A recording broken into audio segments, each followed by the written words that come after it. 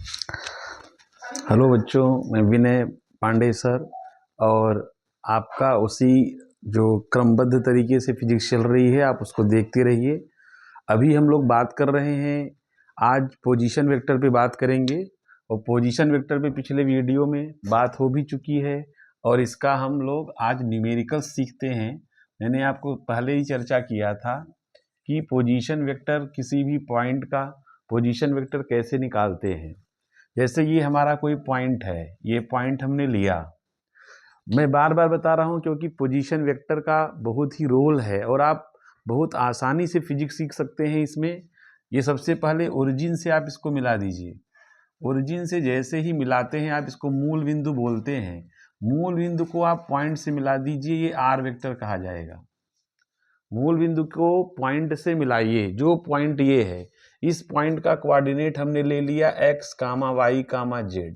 ये तो position vector मैंने आपसे बताया है कि अगर हमें आर वेक्टर लिखना हो, और ये पोजीशन वेक्टर हमेशा ओरिजिन के रिस्पेक्ट में बताया जाता है, मूल बिंदु के रिस्पेक्ट में पोजीशन वेक्टर बताते हैं। जैसे यहाँ पर इसका निर्देशांक है x, y, z, तो हम लिखेंगे x, और वेक्टर लगाने के लिए इसका डायरेक्शन लगाएंगे आई कैप। फिर यहाँ पर y है तो y j कैप लगाएंगे और z k कैप। ये इस तरह से हम लोगों को, ये मैं बार बार बता रहा हूँ कि हम पॉइंट से पोजीशन वेक्टर बता सकते हैं, और अगर पोजीशन वेक्टर दिया है तो इससे हम निर्देशांक कोऑर्डिनेट बता सकते हैं। तो ये बात आपकी क्लियर हो गई। उसके बाद आगे हम वेक्टर में ये बात प्रूफ करेंगे। मैंने पिछले भी वीडियो में सिखा रखा है कि अगर हम आर वेक्टर का मॉड लेना चाहते हैं, मॉड का मतलब मैग्नीट्यूड, परिमाण, मान। देखिए ध्यान से समझिएगा, वेक्टर मतलब होता है सदिश राशि। सदिश राशि में दो चीजें होती हैं, एक उसका मान होता है, एक उसका डायरेक्शन होता है। ये चीजें हम लोगों को समझना है, यही मैं आपके दिमाग में एकदम फीड करना चाहता हूँ। वेक्टर में दो चीजें होती हैं, बात आप खास समझिएगा। एक उसका डायरेक्शन होता है, एक उसका मैग्नीट्यूड होता है। तो जैसे देखिए, अगर हम आर वेक्टर का जब हम मॉड लेते हैं, मॉड लेते समय यहाँ पर सबसे पहले आपको अंडर रूट लगाना होगा। ये बात हम आपको आगे वीडियो में प्रूफ करके भी बता देंगे। प्रूफ करना या ना करना, प्रूफ करना ये स्कूलिंग लेवल में होता है, और एकदम टेक्निक जानना, झट से न्यूमेरिकल्स करना, ये हम लोग टारगेट बैच में अपने कॉम्पिटिटर जो हमारे बच्चे हैं, जो जेईई और नीट का प्रिपरेशन कर रहे हैं, उनके लिए मैं बता रहा हूँ। तो ये आपका आर वेक्टर का जो मॉड है, मॉड लेंगे तो ये हो जाएगा X square Y square plus Z square. ये इस तरह से जैसे मैं और सिखाता हूँ। आज हम लोग बेसिकली इसी पर बात ही करेंगे। आज हम पोजीशन वेक्टर कैसे लिखा जाता है और उसका मॉड, उसका डायरेक्शन, यही सब हम लोग पूरा का पूरा सीखेंगे। जैसे आर वेक्टर अगर हो गया 2i cap 3j cap plus k cap, ये आर वेक्टर है। और यहाँ पे ये ध्यान से समझिएगा, पोजीशन वेक्टर ये आर वेक्टर है, ये कांस्टेंट है। यहाँ पर दो तरह से होता है फिजिक्स में। देखो, एक दो बातें पकड़नी है आपको। मैं फिजिक्स के लिए हमेशा बोलता आया हूँ कि आपको एक वेक्टर सीखना है, एक वेरिएबल पकड़ना है, एक कांस्टेंट पकड़ना है। वेरिएबल का मतलब जो वेरी कर जाए, जो बदल जाए। जहाँ बदलाहट की बात आती है वहाँ हम लोग डिफरेंशिएशन या इंटीग्रेशन जरूर अप्लाई करते हैं। जहाँ पे बदलाहट, परिवर्तन की बात आती है, वहाँ हम डिफरेंशिएशन या इंटीग्रेशन अप्लाई करेंगे। जहाँ कांस्टेंट है वहाँ हम उसको, उस क्वेश्चन को फार्मूला से ही सॉल्व कर लेंगे। तो अगर हमें इसका मॉड बताना है, चलिए सिंपल सा कॉन्सेप्ट, मॉड हम लोग समझ गए। मॉड में सबसे पहले अंडर रूट लगा दीजिए। अंडर रूट में आई का कॉफिशिएंट 2 है, इसका स्क्वायर करेंगे।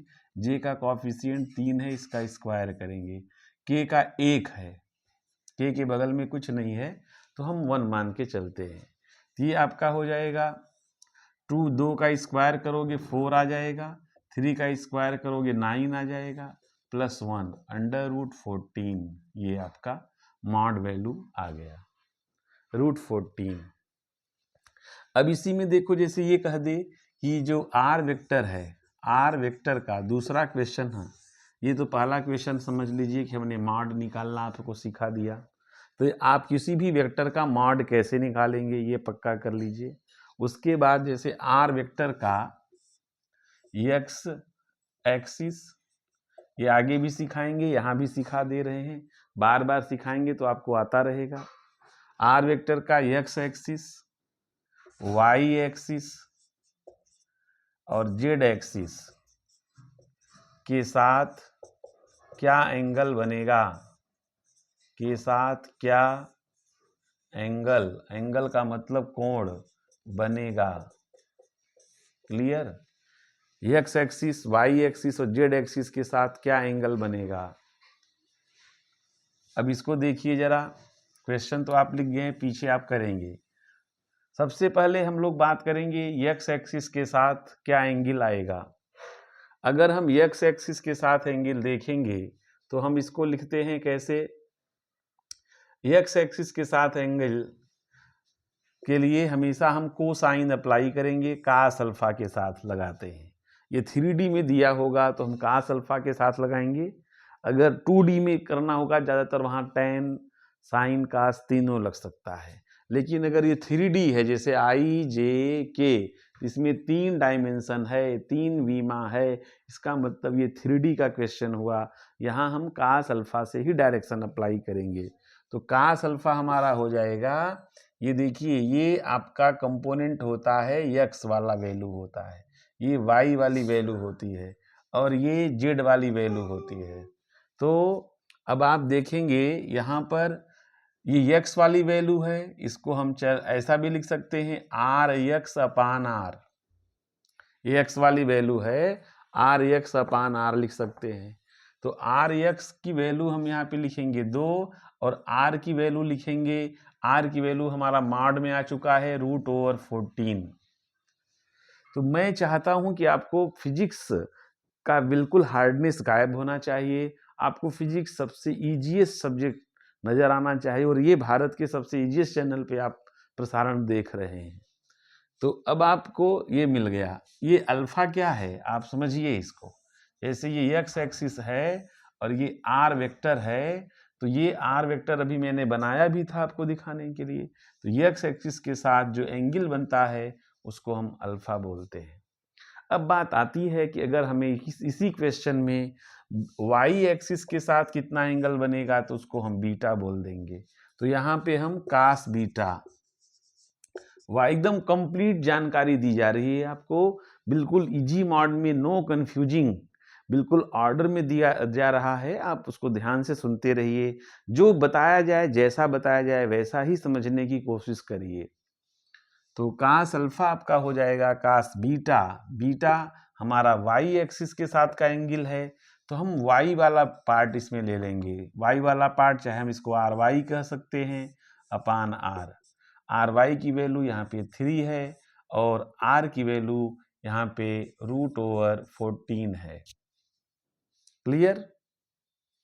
सिमिलरली अगर पूछा जाए कि यह जो आर वेक्टर है वो जेड एक्सिस के साथ कितना एंगल बनाता है, तो आप उसको हम ऐसे भी कर सकते हैं, कास गामा ले सकते हैं। जेड एक्सिस के साथ गामा एंगल बना रहा है तो आप इसको आर जेड बाई आर लिख सकते हैं। आर जेड की वैल्यू यहाँ पे हम 1 लेंगे और आर की वैल्यू आपको मिल चुका है √14।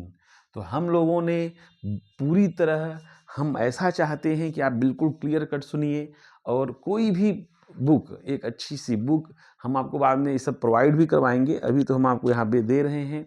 कोई भी आपका कहीं का भी मॉड्यूल हो, कोई बुक हो, आप सीक्वेंस में जो टॉपिक यहाँ पढ़ें उसको लगाने की कोशिश करिए, ट्राई करिए, लगाते रहिए, अभ्यास करिए। देखिए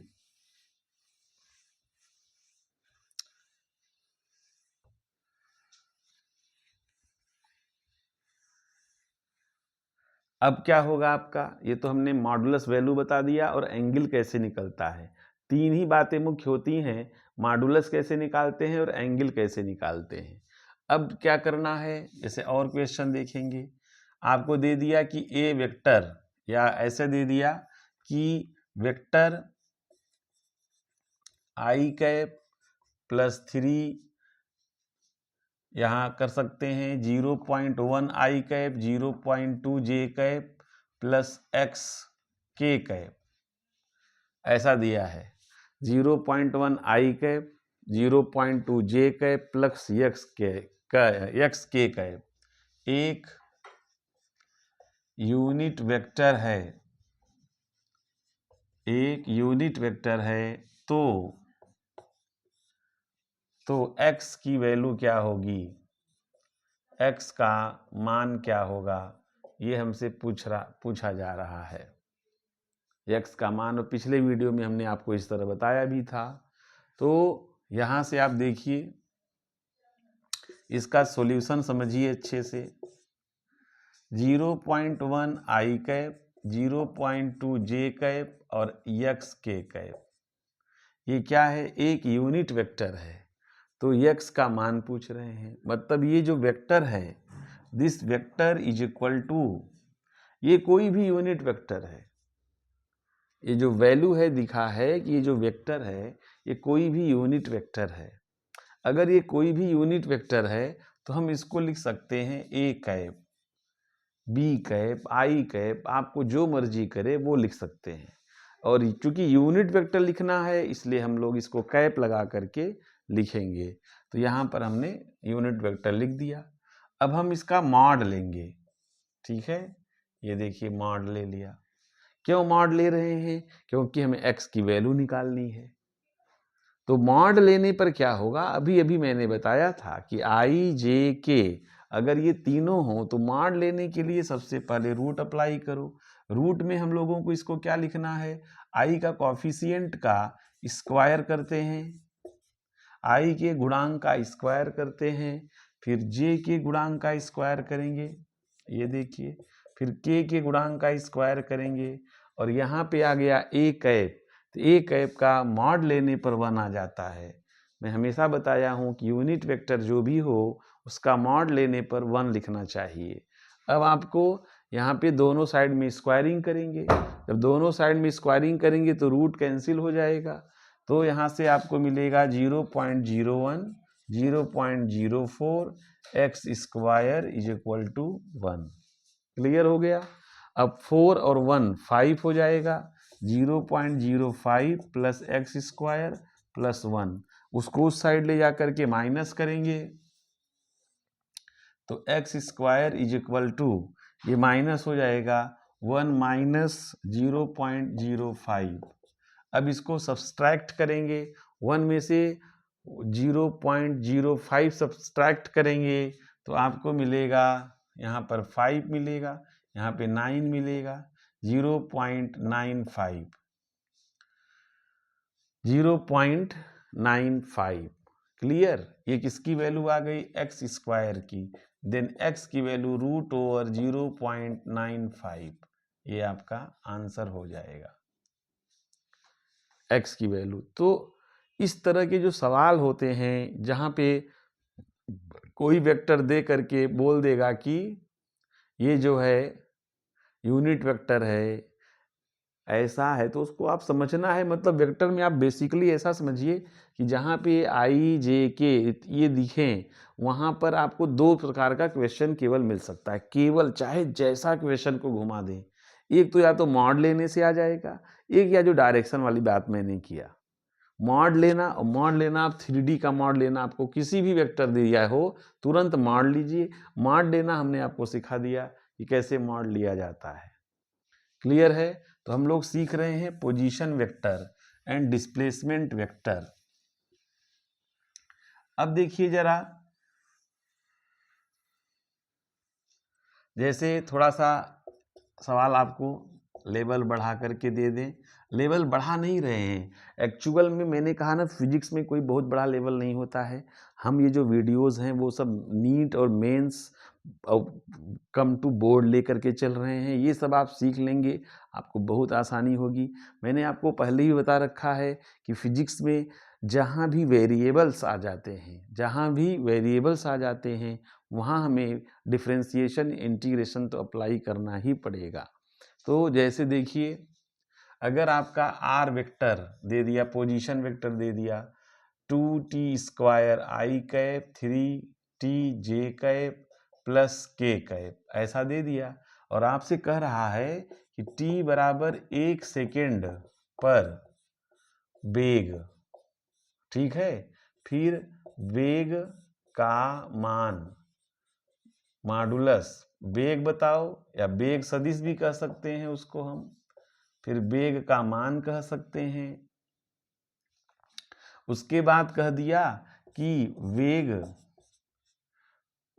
का x एक्सिस के साथ एंगल कितना बना रहा है, x के साथ एंगल कितना बनाएगा। तो ये सब चीजें हैं। अगर ये सब चीजें सीख जाओ तो आप इरोडो के शुरू में कुछ 1-2 सवाल आप कर सकते हो, और ये बेसिक्स हैं। ये बहुत, ऐसा नहीं है कि आप कोई भी सवाल होता है बिना बेसिक फंडामेंटल्स अप्लाई हुए नहीं सॉल्व हो सकता है वो। तो मैं आपको ये चाहता हूँ ना, पहले 5 सुनिए ध्यान से, कि आपके अंदर खुद काबिलियत आए।